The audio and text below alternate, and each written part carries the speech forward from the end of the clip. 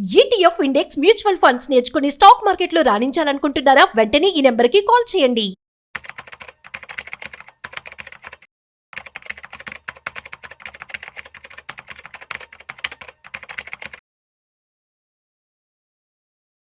మన Indians mostly invest చేసేది either స్థలం మీద లేకపోతే గోల్డ్ మీద. కానీ వీటిలో కూడా చాలా అప్రమత్తంగా ఉండాలి. మనం ఇన్వెస్ట్ చేసేటప్పుడు వీటిలో కూడా చాలా రిస్క్ ఉందంటున్నారు financial expert Maha capital founder Vijay Karnam గారు. వారిని అడిగి తెలుసుకుందాం అవేంటో. నమస్తే అండి. నమస్తే. గోల్డ్లో ఏం రిస్కులు ఉంటాయి? స్థలంలో అంటే మనం తెలుసు ఏవో ఒకటి Correct. రిస్కులు వస్తుంది. Correct. గోల్డ్లో కూడా రిస్కులు ఉంటాయి. యా మనకి ఒక చిన్న స్టాటిస్టిక్స్ చెప్తాను. ఇండియాలో అందరూ ఇండియన్స్ అందరూ ఒక 100 రూపీస్ అంటే ఇండియన్స్ 100 మనం కన్సిడర్ చేసుకుంటే 50% ఆఫ్ ద పీపుల్ రియల్ ఎస్టేట్లోనే ఇన్వెస్ట్ చేస్తారు. అది మనం హైదరాబాద్లో అయినా సరే, చిన్న పల్లెటూరులో అయినా సరే 50% మంది మొత్తం రియల్ ఎస్టేట్లోనే ఇన్వెస్ట్ చేస్తారు, వాళ్ళు ఎంత సేవ్ చేసిందని. మిగతా నెక్స్ట్ హైయెస్ట్ ఇన్వెస్ట్మెంట్ అయ్యేది గోల్డ్లోనే. 15% గోల్డ్లో ఇన్వెస్ట్ చేస్తారు. సో మనకి చాలా మటుకు స్కామ్స్ అనేవి రెగ్యులర్గా చూస్తుంటాము. రియల్ ఎస్టేట్లో ఎలా అవుతున్నాయి, గోల్డ్లో ఎలా అవుతున్నాయి అనేది. కాకపోతే మనకి 80% ఆఫ్ ద ఫినాన్షియల్ స్కామ్స్ అయ్యేవి మాత్రం ఈ రెండు సెగ్మెంట్స్లోనే.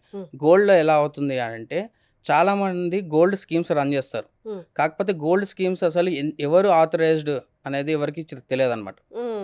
అందరూ గోల్డ్ జ్యువెలర్స్ అందరూ గోల్డ్ స్కీమ్స్ రన్ చేయడానికి ఎలిజిబుల్ కాదు. ఇది ఎవరికి తెలియదు.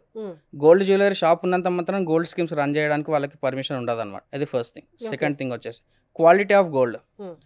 మనం ఈరోజు కొన్న గోల్డ్ ఆర్నమెంట్ ఏదైతుందో తీసుకొని వాళ్ళ షాప్ దాటి మళ్ళీ రిటర్న్ ఇస్తే దాంట్లో ఆల్రెడీ 5% 10% తీసేయాల్సి వస్తుంది అని చెప్తారు వాళ్ళు. అయ్యో, అంటే దాని వాల్యూ పడిపోతుంది మీకు. అంటే ఎక్స్చేంజ్ గురించి నేను చెప్పేది. ఓకే, ఎక్స్చేంజ్ పాత గోల్డ్.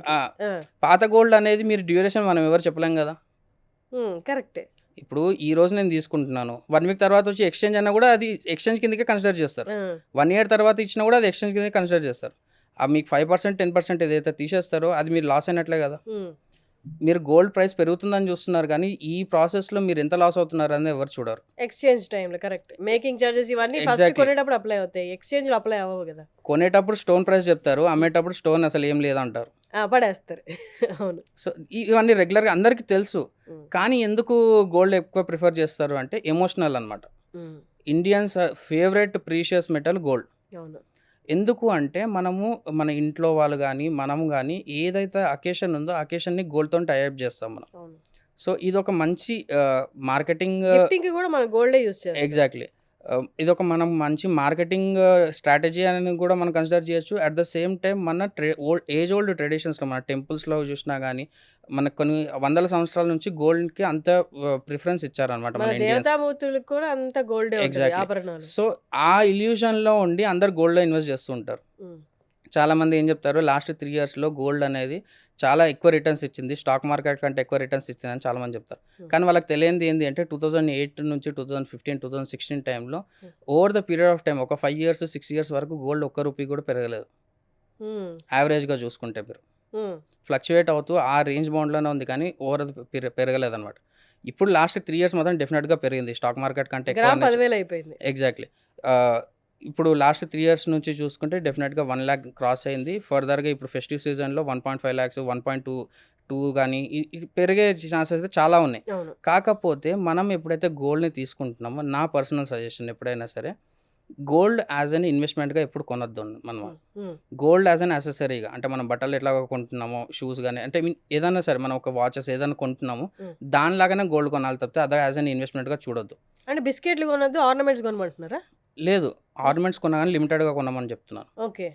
ఎందుకు అంటున్నానంటే ఇప్పుడు మీరు ఏదైతే ఇన్వెస్ట్మెంట్ పర్పస్ అని చెప్పేసి మీరు జస్టిఫై చేస్తాం. మనం ఎప్పుడైనా సరే నేను ప్రతిసారి చెప్పేదన్నమాట, ఎమోషనల్గా మనం ఏదైతే ఒక డిసిషన్ తీసుకుంటాం దాన్ని లాజిక్తో జస్టిఫై చేస్తాం. ఫస్ట్ గోల్డ్ యాజ్ అన్ ఇన్వెస్ట్మెంట్గా తీసుకుంటాము కానీ యాక్చువల్గా డీప్ రూట్గా మనకు తెలిసిందంటే అది ఒక ఎమోషనల్ అటాచ్మెంట్ అనమాట. అది ఫస్ట్ థింగ్. సెకండ్ థింగ్ ఏంటి అంటే మనకి ఎప్పుడైతే ప్రైజెస్ ఫ్లక్చువేట్ అవుతుంటాయో దాన్ని మనం ఏం సెల్ చేయం. ఇన్వెస్ట్మెంట్ అంటే ఎప్పుడు మనం బై చేస్తుండాలి, సెల్ చేస్తుండాలి. ఎప్పుడు బై చేస్తుండాలి? ప్రైస్ తక్కువ ఉన్నప్పుడు బై చేయాలి, ప్రైస్ ఎక్కువ ఉన్నప్పుడు సెల్ చేయాలి. గోల్డ్ మనం ఆర్నమెంట్స్ కొంటాం కానీ సెల్ చేస్తామా? వరస్ట్ ఆఫ్ ద వరస్ట్ కండిషన్స్లో మాత్రమే సెల్ చేస్తాం. సేల్ కూడా చేయం కానీ తాకట్టు పెట్టుకుంటాం. అది లోన్స్ అనమాట. దానికి మళ్ళీ ఇంట్రెస్ట్ కట్టాల్సిందే కదా. సో అది ఇన్వెస్ట్మెంట్ ఆపర్చునిటీ అనేది చాలా తక్కువ. మన పేరెంట్స్ లాస్ట్ జనరేషన్స్లో వాళ్ళు ఇన్వెస్ట్మెంట్కి తీసుకున్నారు, అప్పుడు అఫోర్డబుల్ ఉండే, ఇప్పుడు అఫోర్డబుల్ లేదు. మనకి అఫోర్డబుల్ ఇప్పుడు ఉన్నది రియల్ ఎస్టేట్లో కూడా చాలా తక్కువ అనమాట. ఈ రియల్ ఎస్టేట్లో కూడా మనకి ఈఎంఐస్ రూపంలో వాటిలలో ప్లాట్స్ అమ్ముతున్నారు, కాకపోతే దాంట్లో ఉన్న లూపోల్స్ దాంట్లో ఉన్నాయి. సో ఈ అంత ప్రాసెస్లో మనం బయటపడాలి అంటే mutual funds will be the best option. Okay. ఎందుకు మ్యూచువల్ ఫండ్స్ అనేది నేను క్లియర్గా చెప్తున్నాను అంటే, నేనున్న అన్ని అసెట్ క్లాసెస్ అన్నీ చూశాను. అన్ని అసెట్ క్లాసెస్లో ఎంత పర్సెంటేజ్ ఆఫ్ రిటర్న్స్ వస్తున్నాయి మనం తీసుకొని చూస్తే, లాస్ట్ 25 ఇయర్స్లో మనం చూసుకుంటే రియల్ ఎస్టేట్ కానీ గోల్డ్ కానీ 10% CAGR అంటే కాంపౌండింగ్ యాన్యువల్ గ్రోత్ రేట్ అంటాం, 10% ఎప్పుడూ దాటలేదు. కానీ మనకి మ్యూచువల్ ఫండ్స్లో ఈక్విటీ మ్యూచువల్ ఫండ్స్లో మనం చూసుకుంటే 12%, 15% CAGR వచ్చినాయి. ఒక చిన్న ఎగ్జాంపుల్ ఏంది అంటే 1990స్లో 1991స్లో ఎవరైతే 1 lakh కానీ 10 lakhs కానీ ఇన్వెస్ట్ చేసిన వాళ్ళు ఇప్పుడు అది 50 lakhs కానీ 1 crore కానీ ఈజీగా అయిపోయినాయి అనమాట. సో మనకి గోల్డ్లో అంత డ్యూరేషన్ మనం ఉండగలుగుతామా? ఉండలేం. ల్యాండ్లో ఉండగలుగుతామా? ఉండలేం. ఎందుకు మనం ఉండలేము అంటే దాన్ని కన్స్యూమ్ చేస్తాం మనం. అంటే గోల్డ్ని మనం కన్స్యూమ్ చేస్తాం, గిఫ్టింగ్ పర్పస్లు ఇస్తాం, లేకపోతే ఈరోజు మన పేరెంట్స్ ఎవరైతే పెద్దవాళ్ళు ఉన్నారో వాళ్ళ కూతుర్లకి గిఫ్ట్ లాగా ఇవ్వడానికి తీసుకుంటారు. అండ్ ల్యాండ్ ఉంది అంటే మనం దాంట్లో ఉంటాం. సో అది ఇన్వెస్ట్మెంట్ కిందకి రాదు, అది కన్జ్యూమబుల్. సో ఈ డిఫరెన్సియేషన్ అనేది చాలా మందికి తెలియదు అనమాట. అండ్ రియల్ ఎస్టేట్లో ఇంకొక మేజర్ డ్రాబ్యాక్ ఏంది అంటే, మనం అందరం ఐటీ కడతాం, అందరం ట్యాక్సెస్ కడతాం కదా. ట్యాక్సెస్ కట్టిన వైట్ మనీని తీసుకెళ్ళి బ్లాక్ మార్కెట్లో పెడతాం మనం. రియల్ ఎస్టేట్లో మనకి బ్లాక్ మనీ ఎక్కువ రొటేషన్ అవుతుంటుంది. సో ఇప్పుడు మీరు కన్సిడర్ చేసుకుంటే హైదరాబాద్లో లాస్ట్ 2 years నుంచి రియల్ ఎస్టేట్ మార్కెట్ అంత గ్లోరియస్గా లేదు, అంటే అంతకుముందు ఉన్నంత ఇప్పుడు లేదు. ఎందుకు లేదు అంటే రొటేషన్ ఆగిపోయింది. బయట మార్కెట్లో రొటేషన్ చాలా తక్కువగా ఉంది. ఈ రొటేషన్కి మన ఫినాన్షియల్ ప్లాన్కి ఎప్పుడైతే లింక్ చేసుకుంటామో అప్పుడు బ్లండర్స్ అనేవి స్టార్ట్ అవుతాయి.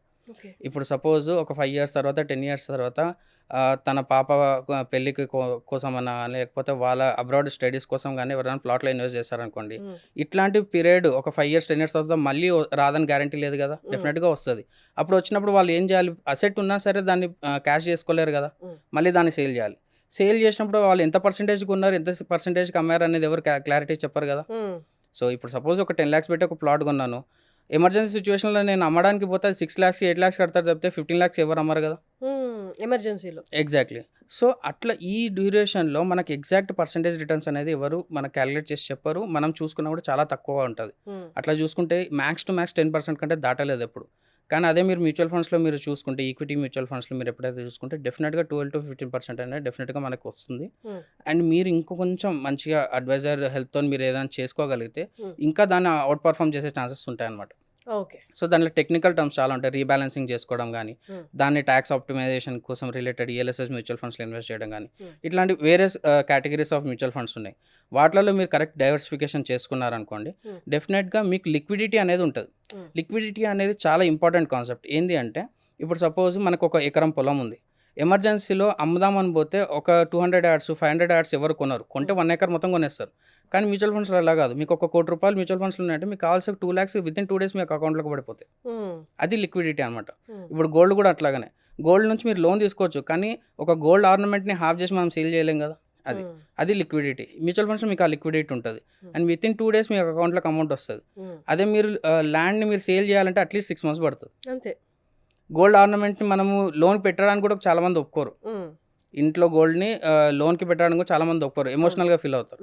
సో అది యాజ్ ఏ కన్జ్యూమబుల్గా చూడాలి, ఇది యాజ్ ఎన్ ఇన్వెస్ట్మెంట్ చూడాలి. దీస్ ఆర్ 2 different types అనమాట. థ్యాంక్ యూ అండి. థ్యాంక్ యూ అండి.